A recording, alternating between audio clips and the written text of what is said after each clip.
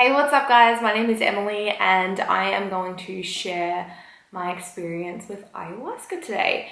I have tried to film this and I had like an hour and a half's worth of filming done, but my camera cuts off every like 30 minutes, so I've obviously missed a part, and when I got like 3/4 of the way after editing all of the rest, I realized that there was a large chunk missing and anyway, it wasn't going to make sense. So I've literally said every day, I'm like, I'll do it tomorrow, do it tomorrow. Yeah, that was like 2 weeks ago. So here we are. I've just woken up.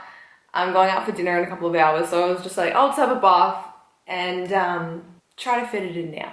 So I'm just going to talk about the first 2 nights today. My partner Kaitlyn and I, we went to Peru. When was it?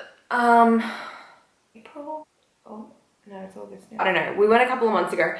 And ayahuasca is a plant medicine. So it's like a tea that they make from plants, and it's basically like an hallucinogenic. And you go into yourself and you go into your mind and you know, work through like traumas, you work through depression, anxiety, PTSD, all of these different things. Or you can go and you can just have like sort of epiphanies and like life, you know, like life, like messages, and it's just like a really universal experience. So we went basically for just a lot of childhood shit that we've sort of both went through. Kaitlyn sort of specifically went for a couple of reasons really. So one, she had a person in her family was quite physically abusive and mentally abusive to her when she was really young. So she doesn't really have much self-worth in her mind. So she doesn't really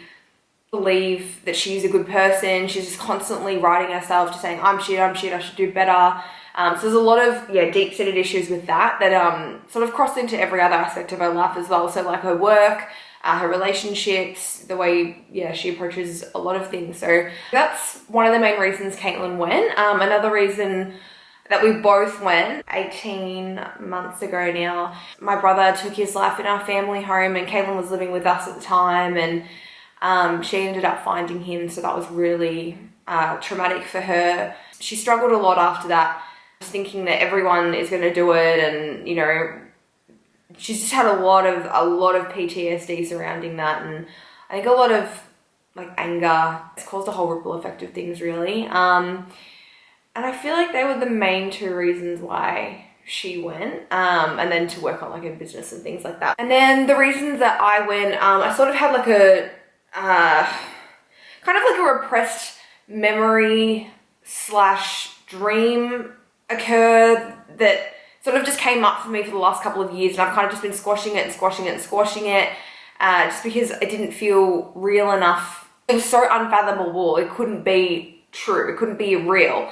I'm not going to go too much into it just because it's really quite personal, but yeah, I definitely wanted answers for that. And then I just wanted to sort of get in contact with my brother as well. I sort of just wanted to know that he was in a good place and kind of get some answers about what happens to you after you die. I never lost anyone before I lost my brother. So I'd never really, I used to believe in something after death, but now that someone who I care about so much is like there, I just want to know where they are, and I don't know. But yeah, so basically I just wanted to get into contact with him. I didn't really need any, I think, closure on the situation. I think, personally, I'm really surprised at how I've handled his death.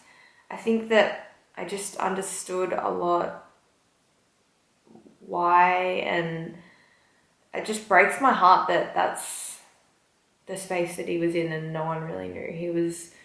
It's just what like they say about a lot of people who do that, is that you would never expect them, and he was definitely one of those people. So yeah, I think the hard part is really just missing him, and you know, wanting him to be around, you know, just wanting to message him about something stupid, his birthday, wanting him to be at your birthday, just the general conversations.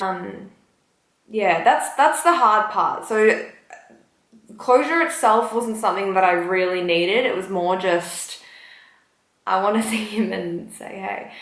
Yeah, so I think those are the two main reasons that I went, but I really wasn't knowing what to expect.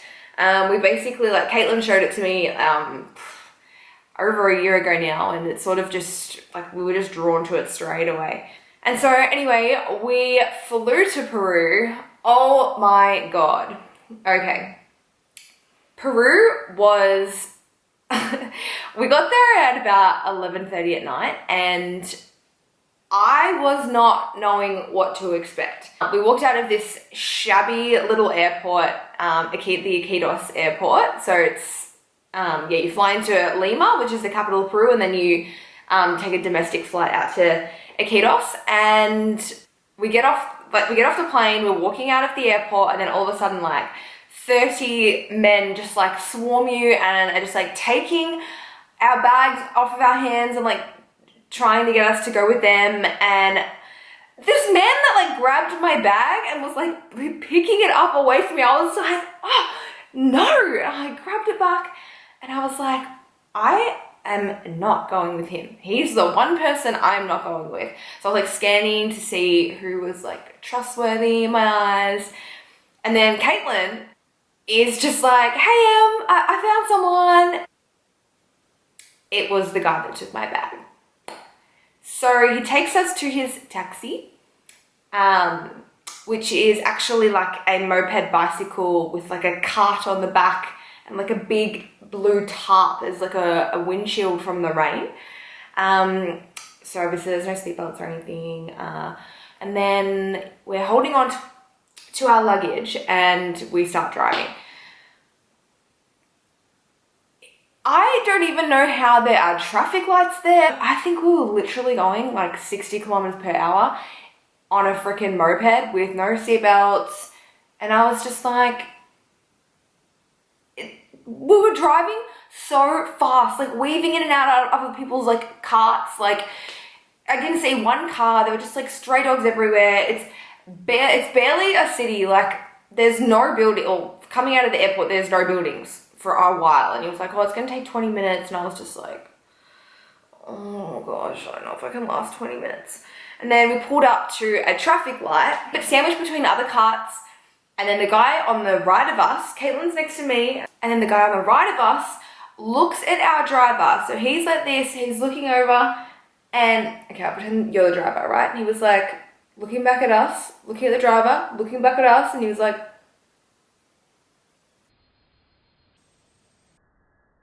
are we gonna become sex slaves? Like, what's gonna happen? Meanwhile, Kaitlyn is just like, babe, oh my God, like, look, let's get in. No awareness at all. Oh, I was just like, I was literally so scared. And like, I've been to like third world countries before, but man, that was bloody scary, arriving at night. And anyway, somehow we miraculously made it to our hotel. We got in, we literally had not slept on the plane, it was like a 25-hour trip time to Peru. So we hadn't slept at all. We were already, we were so tired, also full of adrenaline, but tired. And then we got into our hotel, we finally get upstairs, we're like, okay. And they gave us 2 single beds. Right.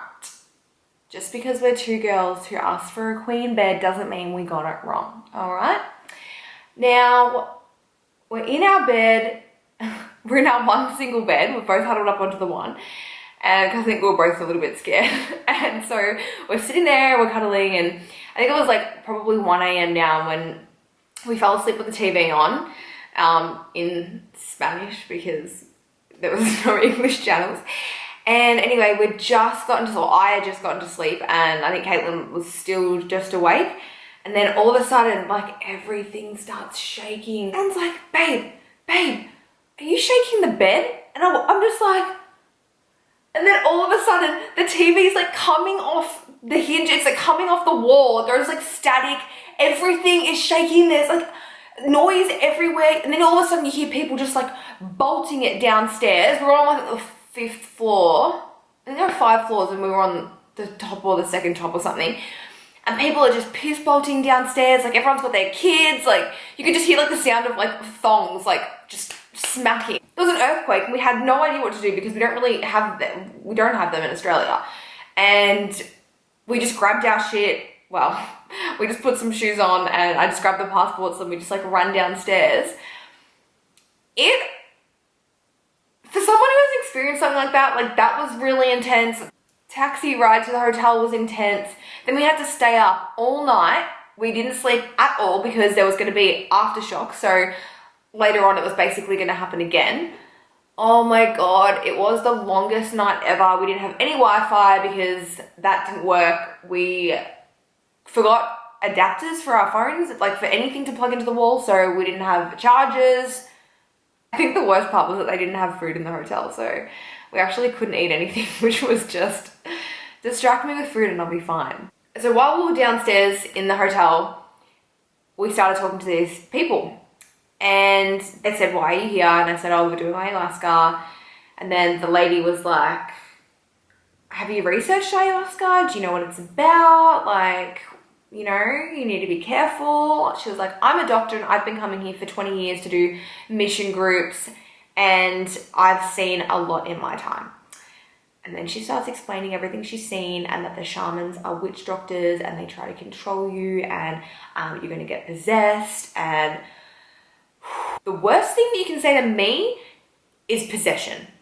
I love scary movies, but I've watched way too many of them in my time to know that I don't fuck with that shit.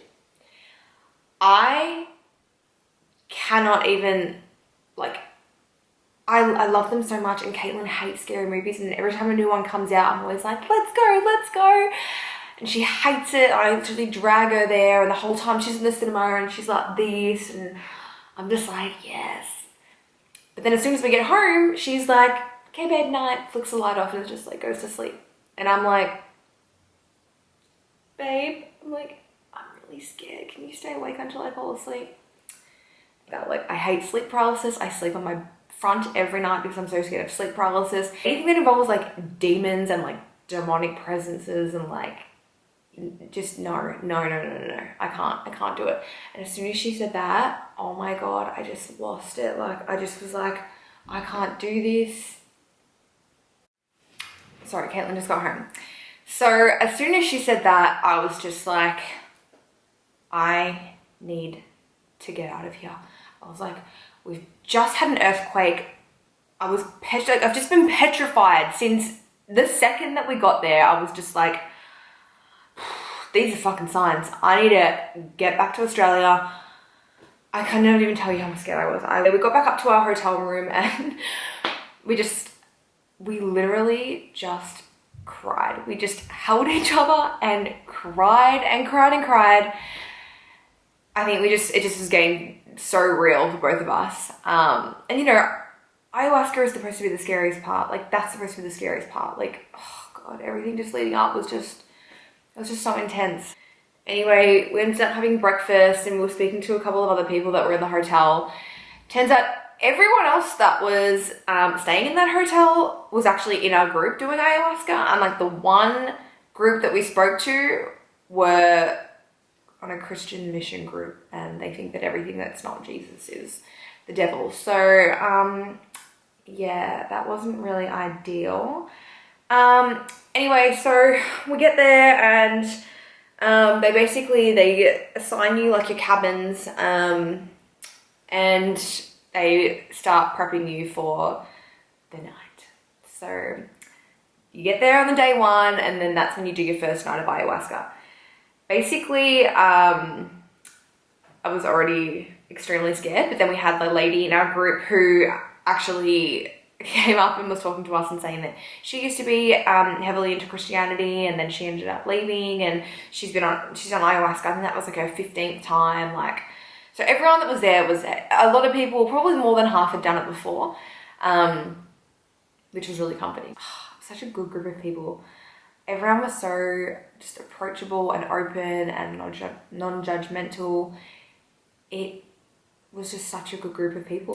Anyway, so they prep you for your first night and I think it's at 5:30. You all go into the ceremony house and they have chairs, like a little like rocking chairs set up all around. So it's a big round like hut And you're all like sitting in these rocking chairs and the shamans are at the front, and like the facilitators are on the side. And what the shaman does, they bless the ayahuasca. So when you go up and take your dose of ayahuasca, they bless it for you, and then they're the ones that chant the Icaros. So it's like their songs and basically asking like the plant medicine to help heal us. So yeah, it was really it was really overwhelming the first night, I think. Like, I'm scared of the dark, and I mean, I already knew all of this coming in. I already knew everything that was sort of going to happen, but I don't think anything can really mentally prepare you for like how you're going to feel when you're actually in that situation. So we got there to the ceremony house and we picked our seats. We were sort of like opposite the shaman. So anyway, like what happened was the people closest took their ayahuasca first, one by one. Everyone goes up. So we were pretty much like almost like the second last people to take it. And anyway, it's really dark. It's dark. Like, there's these two tiny little lamps that are on at the front near the shaman so they can sort of see the ayahuasca that they're pouring. And we ended up taking ours. Oh, it is nasty. It is such a gross tasting, oh gosh. After we take it, we were just like rinsing our mouths and like spitting it out, like all the remnants. It was just undescribable. What normally happens in ayahuasca is you purge physically. So this can be throwing up, it can be going to the toilet, it can be screaming, it's basically just any form of like physical, like I think expelling like physical energy. So throwing up is completely normal. And anyway, as soon as the lights get dimmed right down, the shamans start their Icaros. And one by one, like you just hear everyone start throwing up. So these people are throwing up, these people. And before I knew it, the guy next to me started throwing up and I was like, oh my God. It's like, okay. It's like, I'm next. It's like, oh. And I was still a little bit nervous, a little bit scared because of everything that happened, because of what that lady had said to me. And so anyway, we're feeling the fear, but yeah, it's too late now. So it is pitch black. You can't see really anything. The whole time I felt like I was trying to adjust my eyes to see in the dark. The only thing you can, like the time that you get light is when someone goes to the toilet. So we all had like a little like headlamp. So it has like a little red setting on it. So yeah, you could, when people go on the toilet, you could see little bits, or if someone like lit up a cigarette, you could, the flame would sort of light it up, but it was always very brief. And the first night, Kaitlyn was on the right to me, and I looked over at her and I could see that she was crying, like heavily crying. She was like leant forward, and it didn't really, I feel like it hadn't affected me yet. Whether it affected me like later than her or not, like it was pretty blurry now. But one of the ladies in our group, she started like convulsing, and the facilitators had to go over to her and like pick her up, and there were all these mats in the middle, so for people who needed to lay down, they could go and do that. And there were all these mats in the middle, so they popped her on it, and it looked like she was just like fitting, like just seizuring, that's what it looked like. And then when she was on the mat, her chest started like convulsing up in the air, like what you see in scary movies. So immediately my mind was just like, what the fuck, like crisis mode, just like, yeah, freaking out. And that was really like the biggest thing I feel that happened, that really scared me on that night.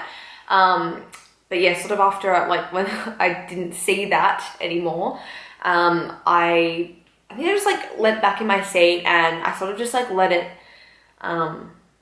take me. But I almost feel like I fell asleep, which is weird. Like I think I was in something, but it wasn't enough to feel like an experience as such. Like I was seeing a lot of colors, just like a lot of blues, greens, pinks, yellows, just really like bright lights basically, but in like a kaleidoscope sort of pattern. And my intention that night, I think because I was so scared, I went in with my like least scary intention, which was like, what am I going to do with my life? Because I've just pretty much worked job to job. Like I don't really have that thirst for a career or anything like that yet. So I kind of wanted to get some clarity on that. So that was my intention that night. And then nothing really said anything, but I just feel like I got told, or I just had this, like, it was just like a sense of sort of like knowing that something was saying, just be patient, things will come to you in time, there's no rush.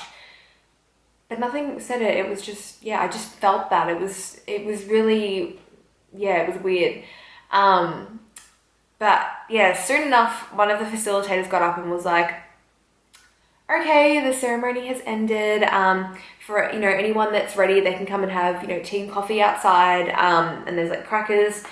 But remember, people are still heavily in their experiences. So, you know, just be mindful of that. All I heard was, it's over. Let's get out kind of thing. And I'm just like, if it's over, why am I still tripping out? Like, I'm looking at Terry, who's saying this, and she's just like morphing into stuff, and I'm just like freaking out because I just immediately thought that something was going to go wrong. I think that was in my head like the whole time, that something's going to go wrong. And then yeah, straight away I was like, oh, I'm going to be affected forever. Like it's affecting me longer than everyone else. Like something's wrong. And I look over at Kaitlyn and I was like, are you ready to go? Are you ready to go? She looks up at me. She's like, what? And I was like, are you ready to go? I want to go back to the room. Like, my safe space is being in bed, like with her. So I'm just like, I just wanted to be with her. I didn't want to be there anymore. And she was so in her experience that we should not have left. Like, we should not have left. And I said to her, she was like, yeah, let's go. And I grabbed my blanket on and I like literally like walked so quickly out of that like ceremony house. And I looked back to see where she was. And I was like, what the fuck? Like, where is she? So I looked back at the ceremony house and Kaitlyn is literally like, this is her step. She was literally like,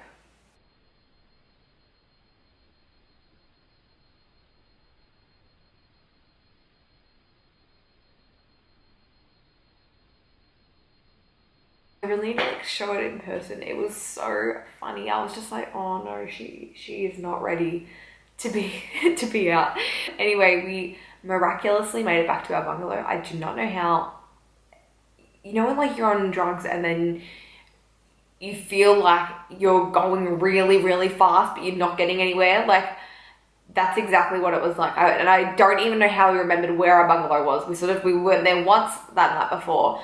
And yeah, somehow like the brick ground that the path that we were walking on was just moving. Like, it was all colors to me and it was just moving everywhere. And I don't know how we made it back, but we did. And then when we were there, it took Kaitlyn like an hour to get to the toilet. We were just laying there on our like bed, just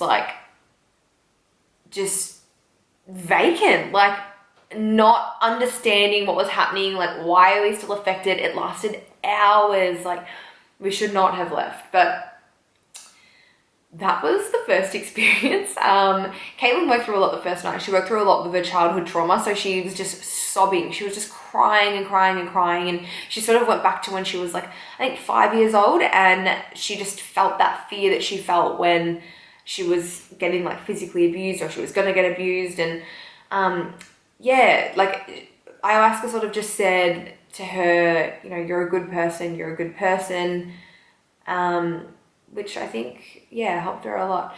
The second night, oh my God. Okay, the second night was where shit got freaking real. I'm gonna talk about the second and then I'll talk about the others in the next video because this is just such a long story. So they said that the first and second night were going to be the most intense, and then the third, fourth, and fifth it was going to be like where it all came together. So the second night, I was like, okay, well, my intention tonight is I want to see my brother and I want to make sure that he's okay. And we made sure that we were the first ones to drink because we didn't want it to affect us hours later like it did the night before. So we started off on the mats in like literally right in front of the shamans, and I think we were like the second or third to actually take the ayahuasca. And that day we'd actually made our own brew. So the day before, the first night, we ended up drinking like the last group's brew. Every group they put like each ayahuasca into the next, if that makes sense. So we were drinking like ayahuasca. Like in our brew, it was some from like the last group and all the groups before. So it was very, very different the second night. I feel like the first night was freaking gentle. One of the guys who we really liked was like, oh, can I sit next to you? And I was like, yeah, cool, no worries. So he's laying on the left of me and Kaitlyn's on the right. And anyway, we all take our ayahuasca and then the dimming lights and then the Icaros start. And then sort of out of nowhere, like just sort of almost straight away, the guy next to me is like up, like standing up, and he's like fully naked. And he's like, I will fight all you motherfuckers. I will kill all you motherfuckers.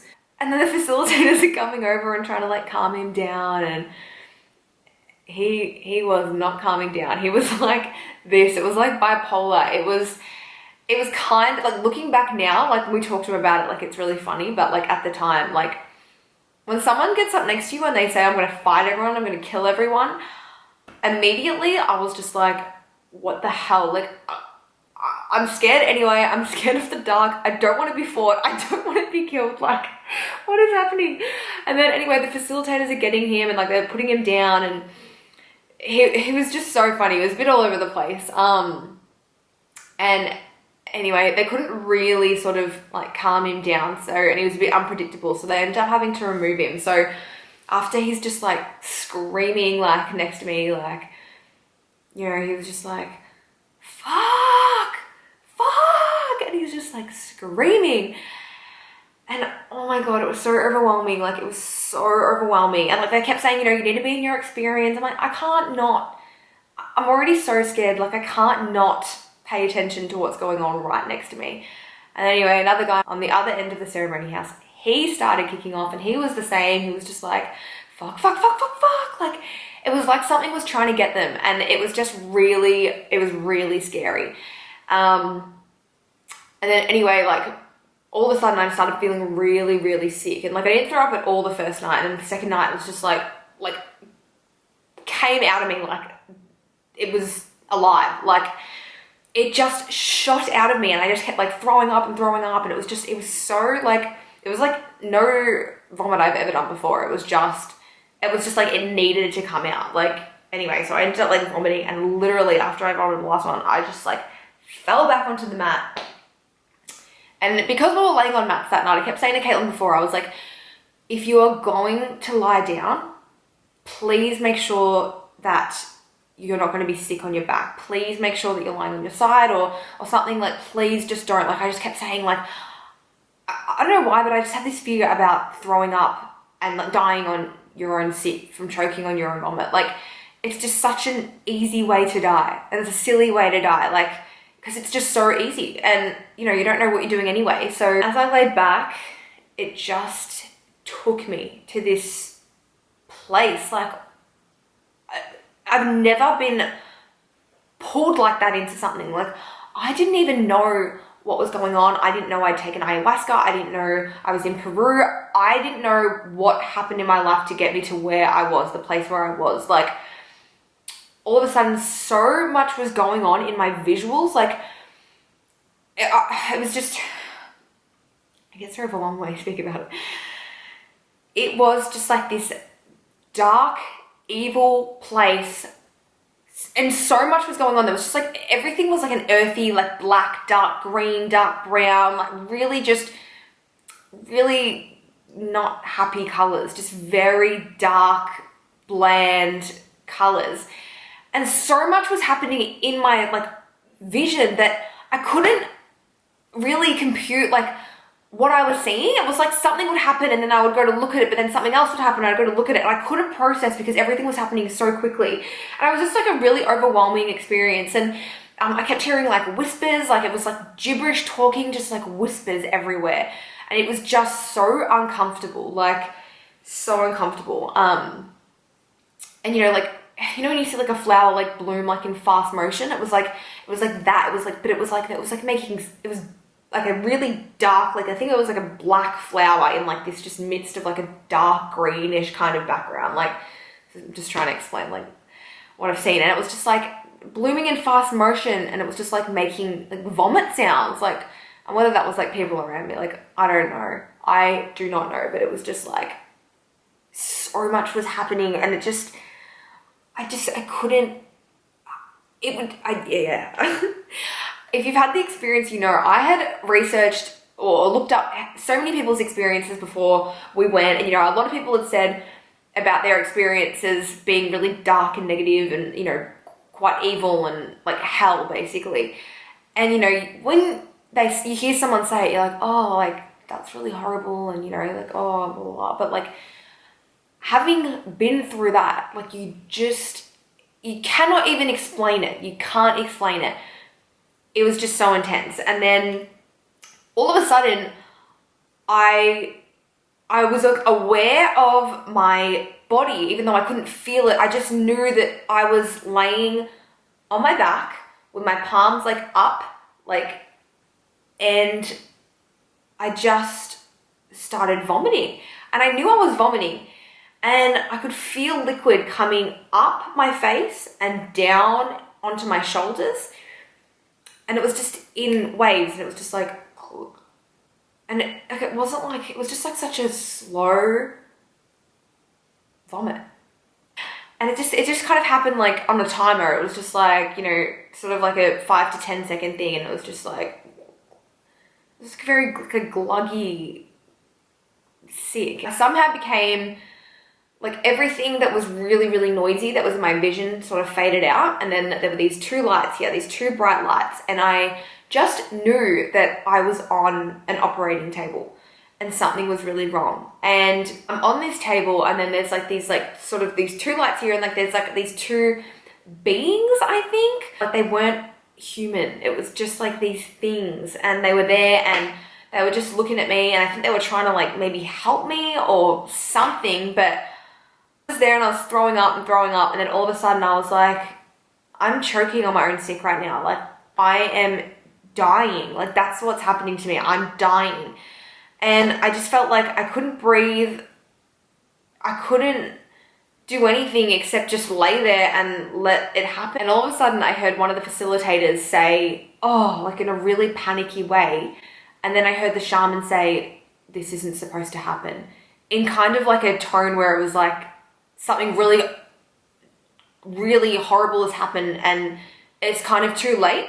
And then I just knew that I was dying, and then all of a sudden, like, I was dead.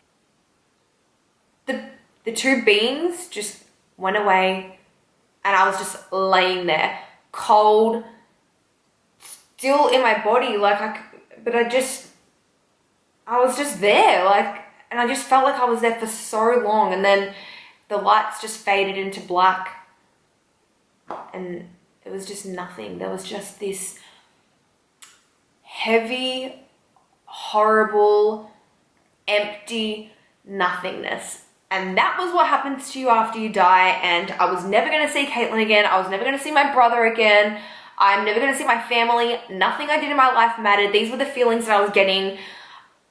None of it mattered. Your human life literally means nothing, because this is where you're going to end up. This is where everyone ends up, but no one's together. Like, you're literally by yourself, and this is how it's going to be. It was fucking terrifying. And then eventually I felt like I was in that black space for hours, like hours. And then I'm still laying there, like, I just wasn't connected to my body anymore. I was just nothing. Like, it doesn't even sound scary, but everyone who, like, I've seen a naturopath now that I've been home, because I have a lot of anxiety about this experience and about what's happened, and because I think I'm going through a lot in my personal life right now. Just overwhelming. But she ended up having a really similar experience, and so we were talking about that, and the way she was explaining it to me, like, she's just like, there are no words to explain what has happened. There are no words. What you think has happened, you think is real, and that's all you know, because that's the only experience you've had like relating to death, like, and you've had this experience even though it's not real.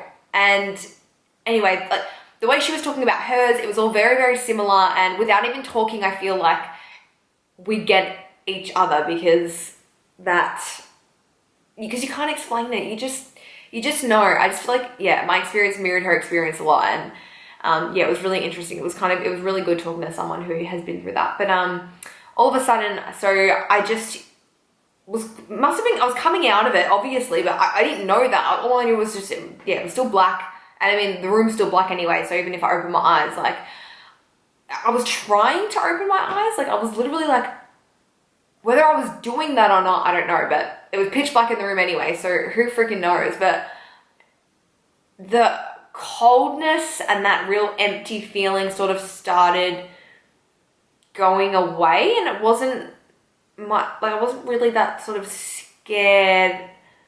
I just was like confused about what was happening, and I wasn't in that scary place anymore. It was just kind of black, and I was trying to open my eyes, and I think I felt a bit more connected to my actual physical body then. So that connection made me feel a little bit more earthly. And then I heard Kaitlyn's voice next to me, and it was just like a whisper, and she just said, "Babe." And I was laying with my palms up still, and I just like looked over, and then somehow my vision just like came to me, and I just saw her face, and she was just smiling at me, and she was like, "How was your experience?" I just grabbed her hand so tightly, and I was just like, what the fuck? And I could not let go of her. I could not let go. I kept turning my light on because I was so scared. I needed this to be real. I needed to stare at her face. I had to keep reminding myself like of who I was. I was like, this is my job. This is who I am. This is my family. These are my friends.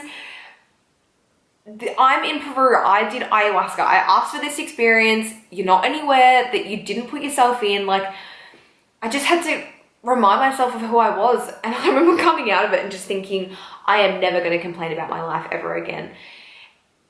That didn't last. But yeah, it was insane. And then I kept getting told to turn my light off because the ceremony hadn't finished yet. So we had to lay there in the dark for what seemed like a long time. It was probably only half an hour, but laying there in the dark when you're already so scared of the dark, and then you've just had this terrifying experience of being in the dark forever. It was really, really not ideal for me.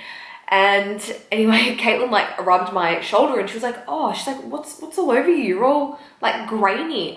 And I had actually thrown up all over myself. I had sick in my eyebrows. I had sick on my shoulders. I had it all down here. So I was actually throwing up. And I mean, I had a really good time, with the people there, and like the people who worked there. I felt like the team were just amazing. But it really scared me because I was just like, we're all literally in pitch black. Everyone's throwing up. How easy would it be to die that way? And anyway, we went back to our bungalow, and I just was in shock. I was telling Kaitlyn about my experience, and I was just in shock. I didn't cry or anything until the next day, because the next day it hit me that I was going to have to go back into that ceremony house and do that again. And that was not happening. I could not. I just broke down. I can tell you right now, until that point, I had never cried like that in my entire life. I was fear. Fear embodied every single cell in me. Like, nothing has ever scared me like that.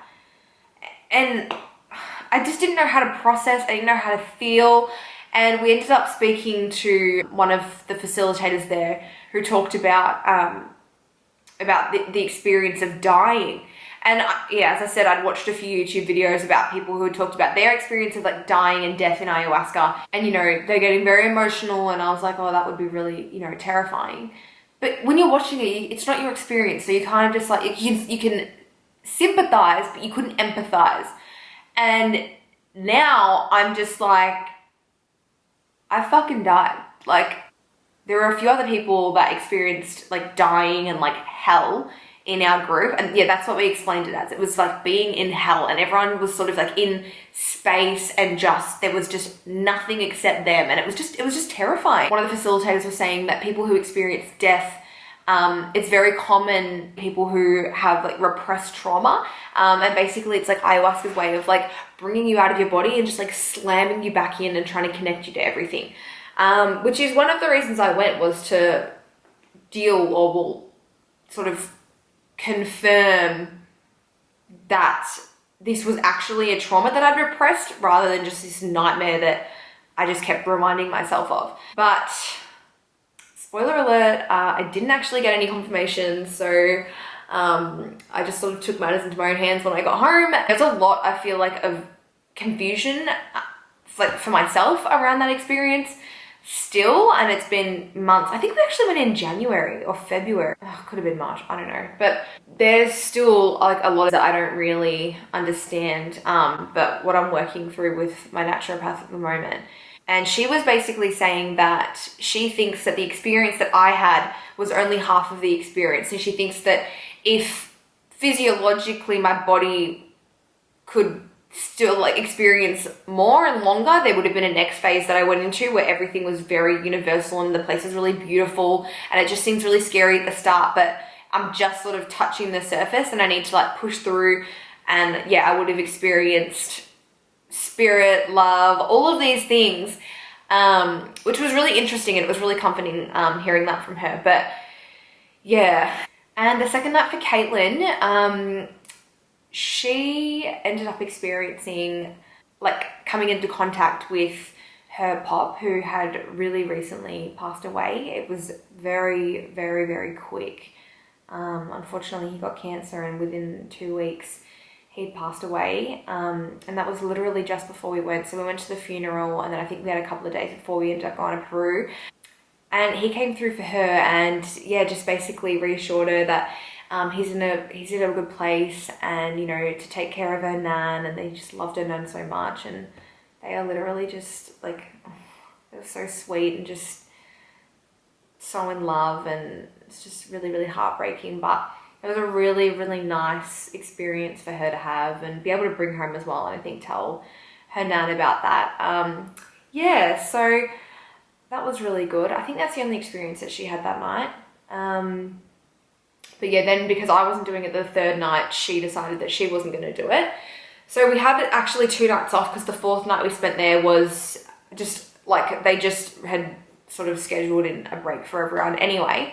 So having a couple of days off was actually really good, and talking to a lot of other people about their experiences, it was really nice to actually connect with people who had had quite confronting and terrifying experiences like I had, because yeah, I think you find a lot of comfort when obviously other people can relate, and you can relate to other people. So yeah, it was like nothing else.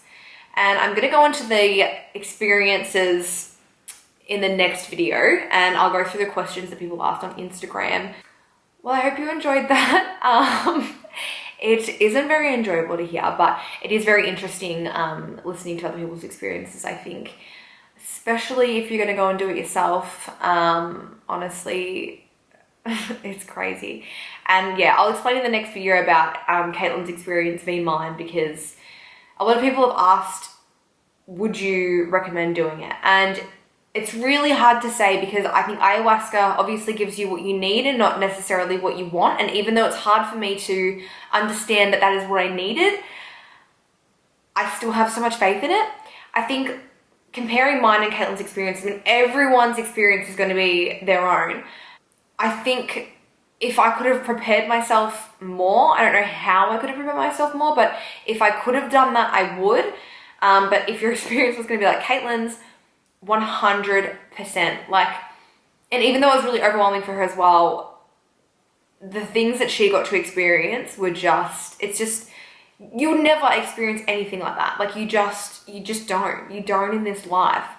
But let my experience put you off.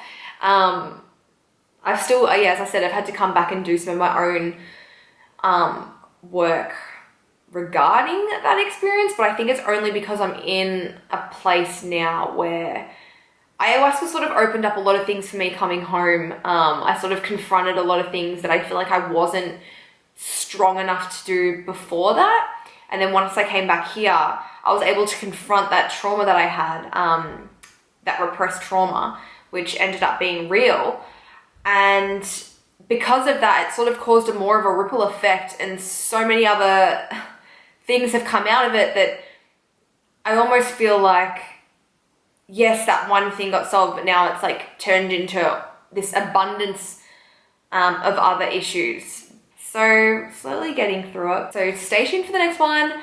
Hopefully it doesn't take me as long as it's taken me to record this one.